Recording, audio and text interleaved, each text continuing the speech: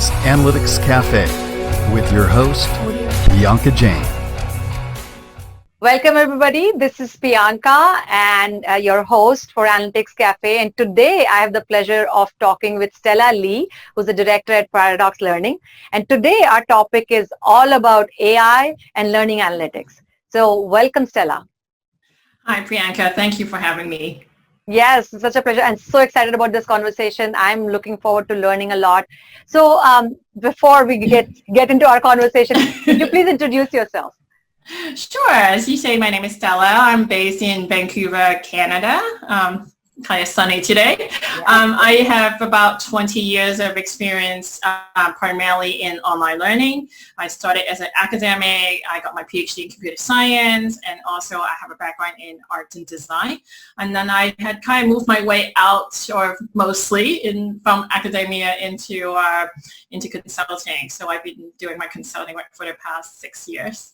And you have an incredible background that this combination of, computer science and then learning and the psychology is this, it's like the Venn diagram actually never exists, that kind you bring in. And that's why you are, you're known for your sort of thought leadership in this field. And I'm so excited that we'll get to talk about it. So without much ado, what is learning analytics? I think it's still a relatively emerging field. So the definitions, as you know, it varies, but I think I like to define it more broadly. It's just simply a collections of tools that allow you to collect, record, and analyze the data that is generated by our learners, and through their learning interactions with different systems, and through the analysis of that data, it allows us to gain insights, and more importantly, to do something about it, to provide some intervention and some actionable insights that we can actually act on. Learn from that. And for the context for the audience and the listeners on the podcast, basically we are talking in the context of HR and learning and the internal universities in large corporations, and where thousands of people are learning. And from a L&D perspective, or learning and development perspective, you are thinking about, great, before, when my small organization was smaller, I had 20 people. I could talk to them and see, what kind of learning they need, and I put in some courses, and now the scales is thousands and tens of thousands. How can a learning manager and a learning L&D person serve their internal client to learn appropriately? And so the learning analytics, Stella, as you're talking about, is the analytics applied to this whole thing about how well learning is happening in this organization towards whatever goal they have set out to be. So the follow-up is, why should people care about learning analytics? Well, I think great question. And I think, first of all, we're dealing with increasingly in L&D and in, higher education, even at K through 12 level, we deal with so many more different technologies and tools and platforms, right? We have, traditionally we have the learning management system, or LMS, where a lot of data comes from. You get perhaps your e-libraries, maybe your internal knowledge management repositories. You might have an informal learning network or social learning network. You get discussion forums. So they all produce data, different type of data. And so it's a waste not to make use of that. I think that's one reason. The other reason, which is a huge motivation for me too, about, why should I care about learning analytics, is that as an L&D professional, you put a lot of effort and love into creating good learning experience for your target learners. Yeah. But oftentimes you felt like you launched a course, you've even in a classroom session, you facilitated a session, or you put out some content out there, like what we're doing with podcasts, and then you don't know, you wanted to know, did it do any good? Are people actually learning? Did I cover, as an educator, you might wonder, am I aiming at the right level? Are there any things that people find difficult to understand, right? I think especially gaining insights on, this is a difficult concept. Did I cover it sufficiently, or is it too much so people are overwhelmed? it is, and historically we ask people to like surveys or interviews. Exactly. That is also learning analytics, right? That is one piece of like smaller data. So we always done that. I think now we just have a more holistic or 360 view of looking at it from a bigger data perspective, and to connect with that small data, the observational data that we've been doing all along. And so that's what I feel really strongly about, is like I actually get to like answer this question better. Did it do any good? Did people actually learn? Like are there gaps? How can we improve the content? And then the third point I want to make about why should you care, especially now during COVID and post-COVID, is that I think lots of organizations are under tremendous pressure, right, to make sure that we optimize our resources, make sure that what we're doing is contributing directly to the business outcomes.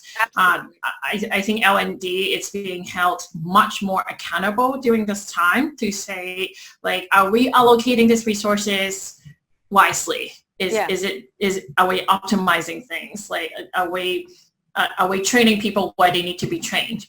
Are we, under-training them or over-training them in certain areas? I think that accountability piece is much more important now than, like, not that we didn't hold ourselves accountable, but I think now it's just really coming to the forefront. Right, because the margins we had before, from the business perspective, the margins we had before, we don't have it anymore, right? Exactly. And so people need to be, our managers, our individual employees need to be smarter about leveraging data to make decisions. Absolutely. And they need better skills. So I think one of the things that the L&D folks are being asked a lot is for data literacy skills. Amongst others, amongst other technical skills, amongst other business skills, but data literacy is showing up as a huge, thick pattern because... And a huge gap in that. And a huge gap, right? Because, and typically when we go into organizations, we find like less than 10, like teens, 10, 12, 15% of people at the right level of data literacy. That's right. Initially I was shocked because I was thinking, just there's some gap. There are huge gaps where people are, they are serving as a marketing analyst and they don't have the right level of data literacy. Or they are even a call center person who should be able to analyze their own calls information. They don't have the right level of data. They're not even able to analyze their own data, leave alone anything else, right? Well, and then sometimes they don't even know what questions to ask and to realize that data have answers for them, right? And I think, and other reason I think now is a good time is, and I think you would agree, is that the tools are getting easier to use. They're getting more sophisticated, they're more user-friendly, and, it's not like back in the days when, like, you felt like analytics is for researchers, it's for people in, educational institutions or in a lab, and now I think it's much more accessible, for just an everyday person to analyze a set of data. We have so much data around us. Our what we have, our what is it? Smart watches have data and telling us how many steps we've taken, right? Or what our heart or sleeping rhythm was, and so on. I don't wear one, by the way, but but it's just but so much measurement is there, and so for going back to learn L&D people, L&D folks, it's more because one is that pre-survey, post-survey, okay, that was so 1990s. We now have tools which can tell you how engaging was this video or this clip or this quiz or whatever else. How long did somebody even stay on this page? Or, all of the intent, the behavioral part, all of that can be translated or is being translated into data that you can potentially learn to not only just say, hey, pre and post, this program work, but did this program work for this person? Much more granular level, And I think what I love too, like pre and post has its place. I think, it's still, useful. But what I think, what learning analytics, it's so amazing is the ability to provide feedback at the time of need, right? And not like, you took this course 6 weeks ago, here's some insights. It's not like, it might help I think it would still help the instructors and the instructional designers to get that insight and how do you improve for your next cohort, for your next groups of learners. But for the learners themselves, I think it's very powerful to say once you interacted with this one thing online, it dynamically generate some feedback for you to say, based on this interaction, an opportunity to say personalize that learning experience, or to adjust to a different level as you go along, or to give you feedback and say, hey, I see that you spend only a very short amount of time on this content. Let's switch it up for you. So I think that's what's really powerful, is to get that live feedback and hyper customization at the time of need. Yeah, that's great. And so now going back to our main topic, AI and learning analytics. So why and how AI is being applied or can be applied in learning analytics?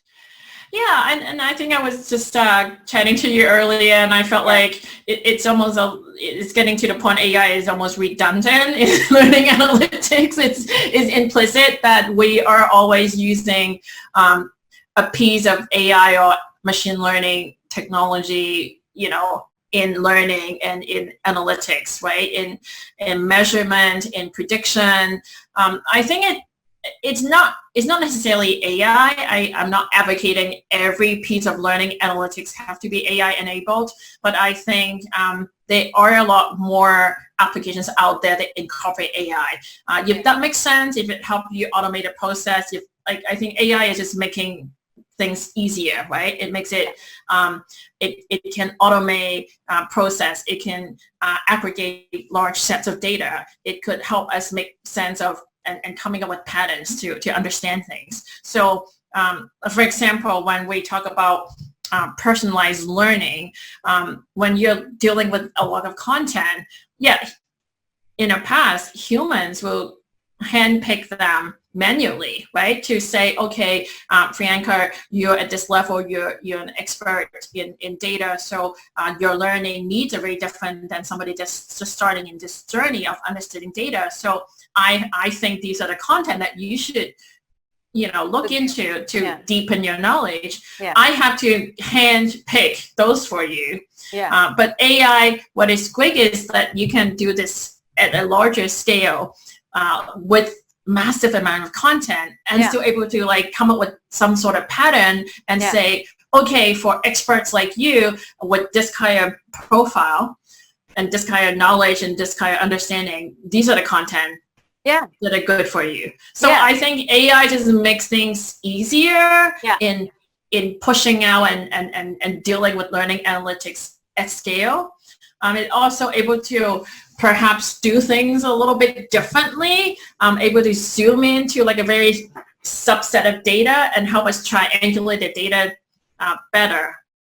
To say, make a prediction on how likely are you failing this course, or how likely are you are successful in completing the course, right? It can help you make predictions about things. Or even go ... to how likely you're to retain this employee based on all of their learning thing, as well as what else they have been doing. Succession planning, for example. Like how likely is this person able to, I think there's even, there's an internal learning analytics engine that I've seen with a company in Europe, and they would analyze an employee's CV, and based on the keyword match of a CV, it produces an employability score, a percentile, and based on that percentile, it would also flag skill gaps for you, right? And then recommend learning intervention based on the skill gaps in the employability score. So that's one way of supporting learning across the organization and not just looking at one piece of learning. So these advanced technologies like machine learning, neural networks, and AI is essentially enabling us to process larger amount of data points and potentially be able to hyper-personalize offerings to individuals.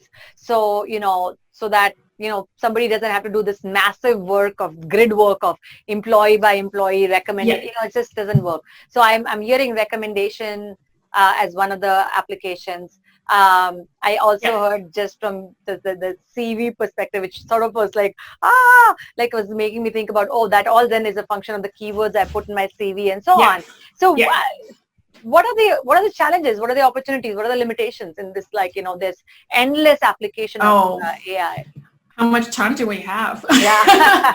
I was gonna also say the other thing about learning analytics that why do we use AI is also we have access now to data that we might not consider data before, right? I think we talk about biometrics. Like when you talk about measuring steps with like a Fitbit, like did we think about that as data point before? No, but now your body is it's data, and it is not something we thought of as data before this whole thing came about. So I think it also helped us think it through. Well, what constitutes data? Like what can we measure? It also changed the notion of like what we consider measurable for learning and for many things many other things in life.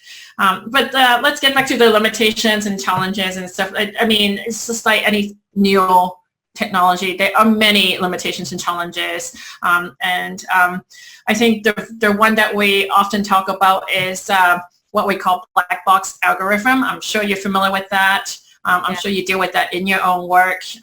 But for learning, I think it's problematic because decisions are being made for learners without really understanding, the learner necessarily understand what assumptions are being made, right? Like when you're recommending content, how do you arrive at the decision of this type of content are made that are good for you?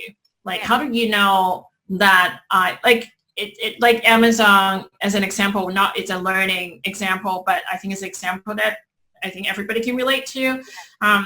When they recommend books to me, is it based on it's based on my past behavior, but it's also based on perhaps people like me who purchased this one book also purchased these other books. But how do you come up with the people like me, like what assumptions are you making about me to say these are people just like you? Is it based on the books? Is it based on demographic information? Is it based on geographic location? So it's very difficult to know if that system is not open for you to examine, to reveal, and also to push back and say, no, I actually don't like books that are over 600 pages long.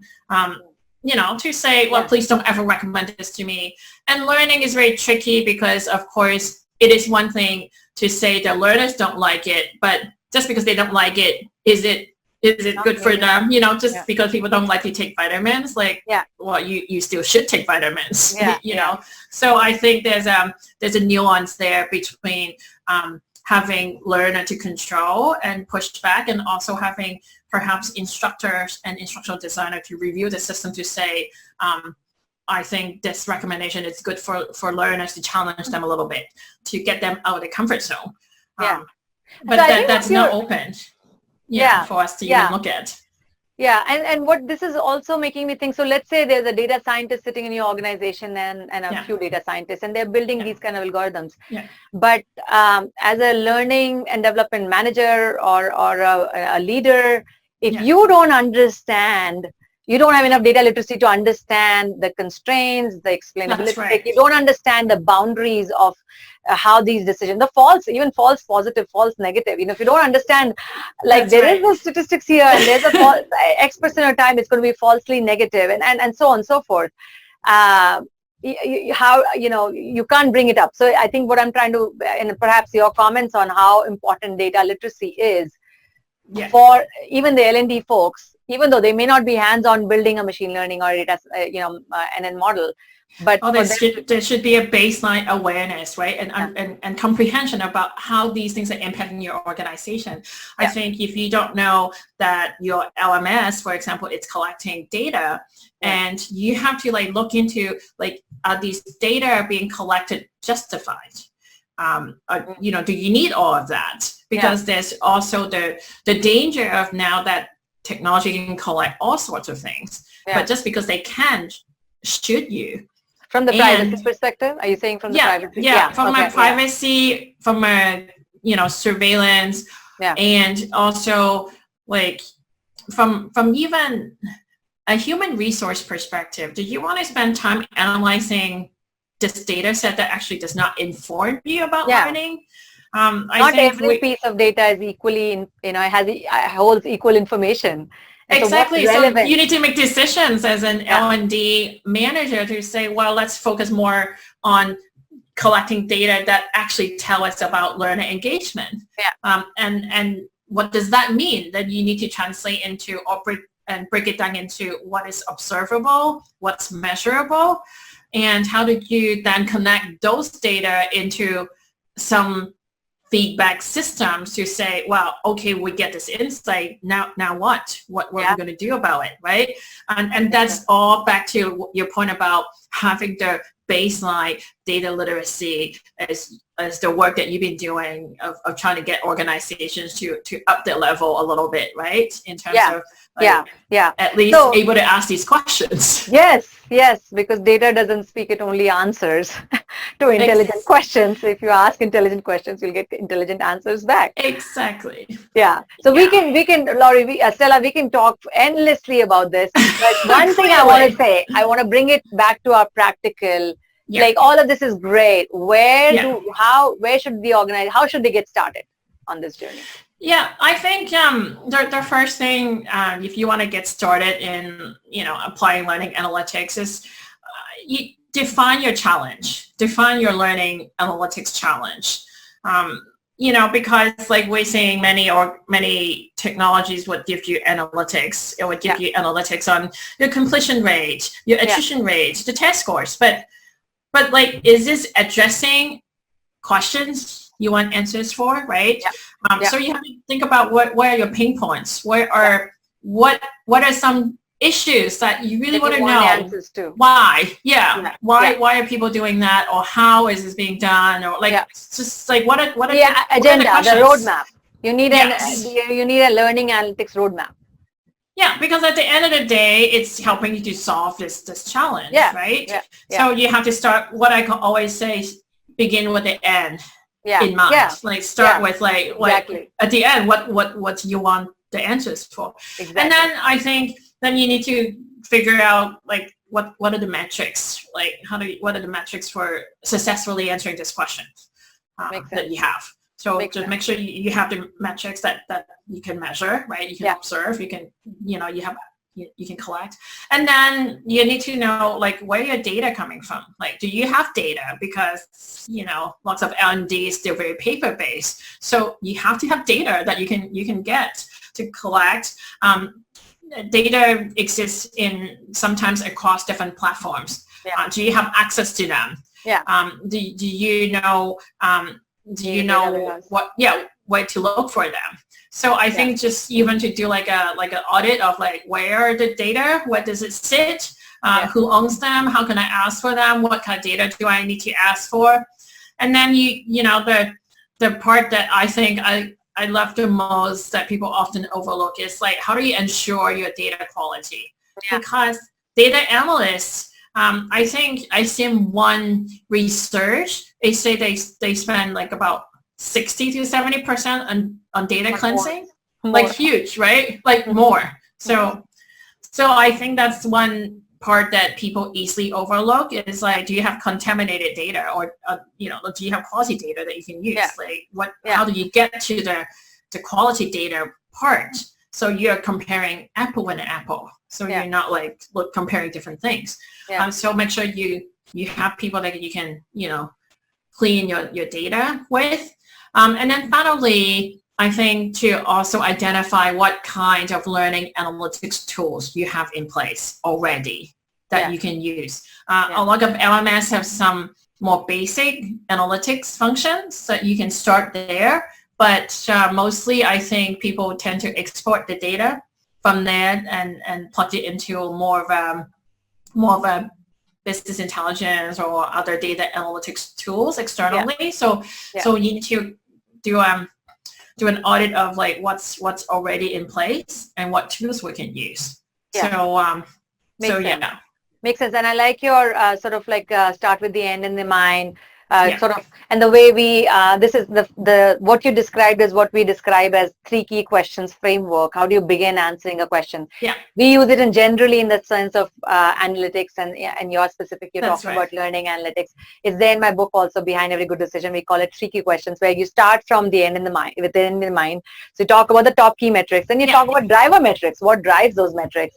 And then you think about what kind of data I need to be, what kind of projects do I need to be able to answer those questions. We're basically talking about the same thing. Exactly. Exactly. We're on the same page. Yeah. Yes, I like that alignment, and I hope folks got value out of it. So for folks who are looking to connect with you, Stella, what's the best way for them to get in touch with you? Yeah.